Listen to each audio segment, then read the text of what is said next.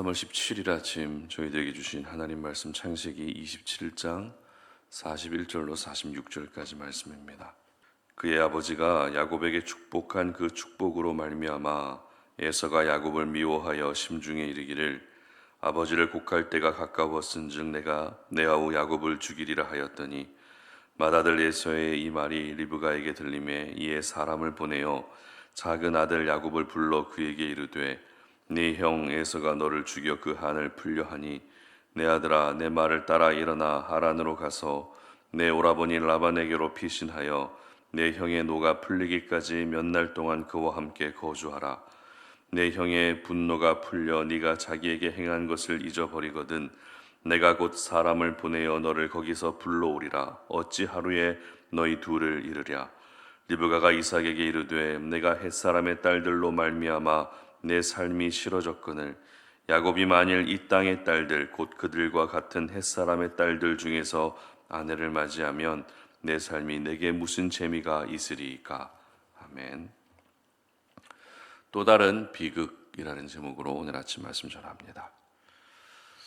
일어나지 말아야 할 대형 재난 사고가 일어나면 갑작스러운 사고로 사랑하는 사람을 잃은 유가족들은 큰 충격을 받게 됩니다. 그런데 유가족들을 두 번 죽이는 사람들이 있습니다. 바로 댓글로 공격하는 사람들입니다. 사랑하는 사람을 잃었다는 것은 그 당사자에게는 감당하기 어려운 일이죠. 따라서 그들에게 무엇보다 가장 필요한 것은 위로입니다. 그러나 위로를 해주지는 못할지언정 위로금을 많이 받아서 좋겠다 이런 식으로 댓글로 공격하는 사람들을 보면 정말 생각이 있는 건지 의심이 들 정도입니다. 이러한 몇몇 사람들의 짧은 생각에서 비롯된 행동은 비극을 겪은 사람들에게 또 다른 비극을 가져다 주는 것밖에 되지 않습니다. 비극은 한 번이면 충분합니다. 따라서 우리 삶 속에서도 또 다른 비극이 생기지 않게 해주시기를 기도하는 것은 참 중요한 기도 제목인 것 같습니다. 오늘 본문은 이삭의 가정에 찾아온 또 다른 비극을 기록하고 있습니다. 창세기 27장은 과연 하나님의 언약이 성취되는 가정의 모습이 맞는가라는 의심이 들 정도로 말하자면 풍비박산이 나는 그런 모습을 계속 보게 됩니다.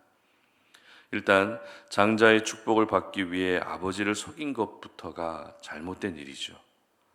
아무리 이삭의 눈이 잘 보이지 않는 노년이라 해도 그런 연약함을 가지고 있는 아버지를 속인다는 것은 가정의 질서에 대한 도전이었고 더 나아가 가정 공동체를 세우신 하나님의 권위에 대한 도전이었습니다.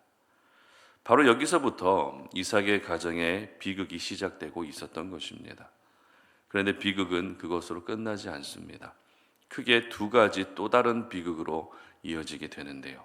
첫 번째 또 다른 비극은 41절 보시기 바랍니다. 그의 아버지가 야곱에게 축복한 그 축복으로 말미암아 에서가 야곱을 미워하여 심중에 이르기를 아버지를 곡할 때가 가까웠은즉 내가 내 아우 야곱을 죽이리라 하였더니 형 에서가 야곱을 죽이기로 결심하게 되는 비극입니다. 여러분, 가족이 무엇입니까? 가족은 서로 지켜주어야 할 공동체입니다. 그런 가족들 사이에서 지금 죽여버리겠다는 극단적인 말이 나올 정도라면 더 이상 가족이라 할 수 없습니다. 우리 사회 안에서 일어나는 다양한 사건 사고 중에 특히 가족들 사이에서 일어난 살인 사건은 우리를 더 충격에 빠뜨리게 하죠. 왜냐하면 서로를 지켜주어야 할 가족들 사이에서 칼부림이 일어나고 생명을 앗아가는 일은 상식 밖의 일이기 때문입니다. 특별히 성경에는 가족들 사이에서 이런 상식 밖의 일이 빈번하게 일어났다는 것을 여러 사건을 통해서 보여주고 있는데요. 대표적으로 가인이 아벨을 죽인 사건입니다. 그리고 롯의 두 딸이 아버지와 동침하면서 임신하게 된 사건입니다. 그리고 지금 살펴보고 있는 이삭의 가정에서는 가족들 사이에서 속이는 일까지 있었다고 기록합니다.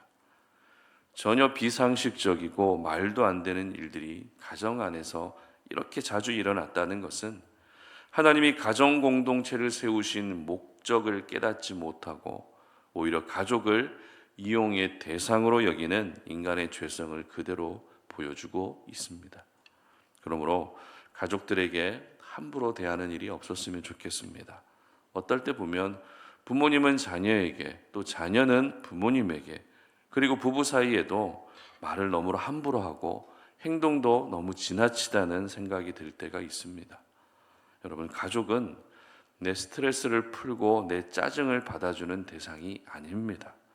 가족은 내가 가장 존중하고 또 가장 사랑해야 될 대상이라는 것을 오늘 이 아침에 꼭 기억할 수 있었으면 좋겠습니다. 이렇게 이삭의 가정은 에서가 야곱을 죽이려는 결심을 할 정도로 또 다른 비극으로 이어지고 있었던 것입니다. 그런데 또 다른 비극은 여기서 끝나지 않습니다. 44절과 45절 보시기 바랍니다. 내 형의 노가 풀리기까지 몇 날 동안 그와 함께 거주하라. 내 형의 분노가 풀려 네가 자기에게 행한 것을 잊어버리거든 내가 곧 사람을 보내어 너를 거기서 불러오리라.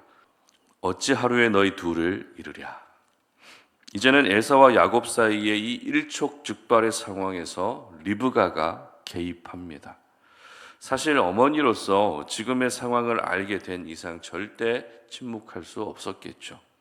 에서를 설득하든 아니면 야곱을 피신시키든 둘 중 하나는 선택해야 되는 긴박한 상황이라는 것입니다. 그리고 리브가는 결국 야곱을 피신시키기로 결정합니다.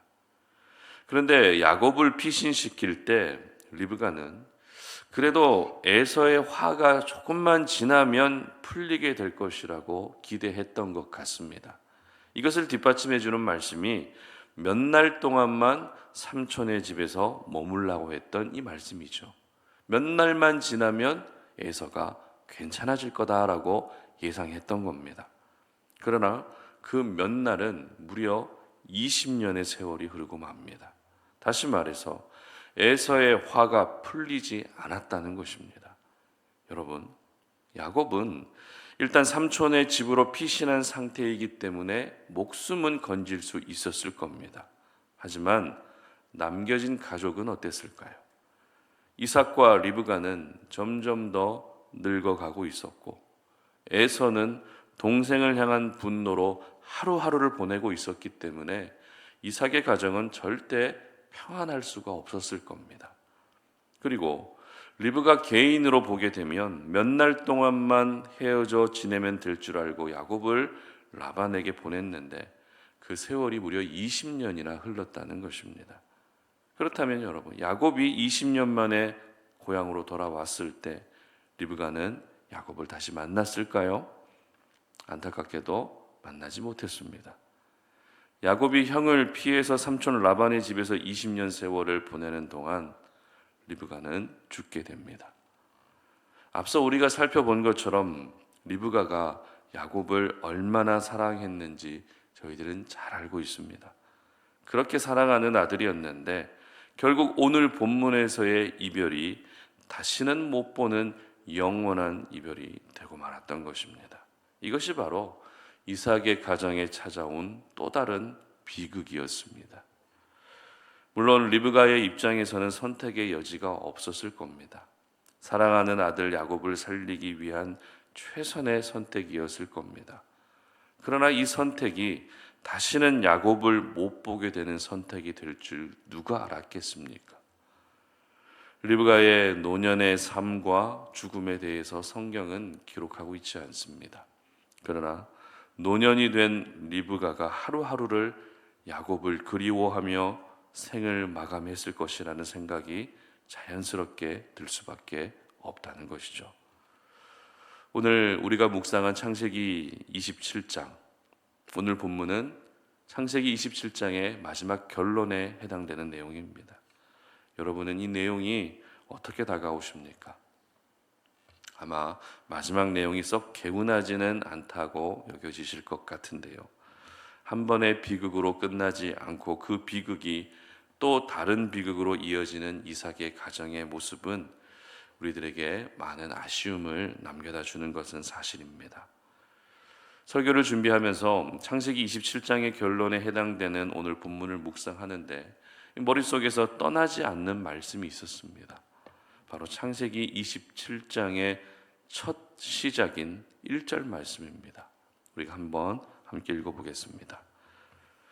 이삭이 나이가 많아 눈이 어두워 잘 보지 못하더니 맏아들 에서를 불러 이르되 내 아들아 하매 그가 이르되 내가 여기 있나이다 하니.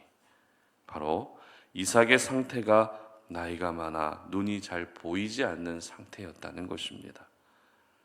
이미 우리가 살펴봤던 것처럼 눈이 잘 보이지 않았다는 것은 단순히 노안이 생겼다는 것이 아니라 영적인 시력도 같이 안 좋아졌다는 것을 의미하는 말씀이라고 우리는 이미 살펴봤습니다.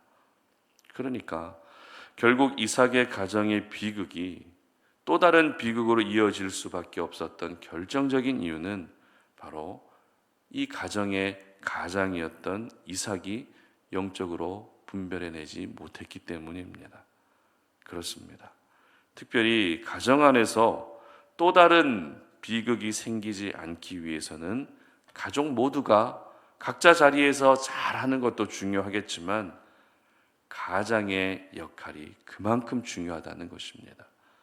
가장의 상태가 많은 부분에서 중대한 영향을 끼칠 수밖에 없다는 것입니다. 그러므로 여러분의 가정의 가장을 위해 더 많이 기도할 수 있어야 되는 것이죠. 그리고 더 나아가서 직장에서는 직장의 대표를 위해서 정말 많이 기도해야 되고, 교회에서는 저를 위해서 기도 많이 해 주셔야 됩니다. 영적인 눈이 어두워지지 않도록 늘 영적으로 깨어서 분별해낼 수 있도록 여러분 기도해 주시기를 바랍니다. 비극이 생기지 않게 하는 것이 가장 좋겠지만 누구나 실수할 수 있기 때문에 한 번의 비극은 생길 수 있습니다.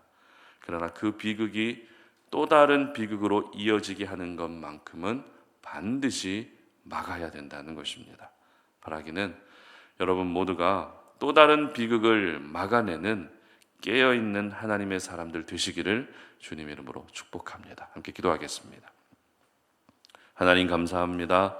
오늘도 우리가 이 아침에 하나님의 거룩한 말씀을 묵상하며 오늘 하루 우리가 살아가는 삶 가운데 또 다른 비극들이 생기지 않도록 하나님이 다 막아주시기를 간절히 소망합니다.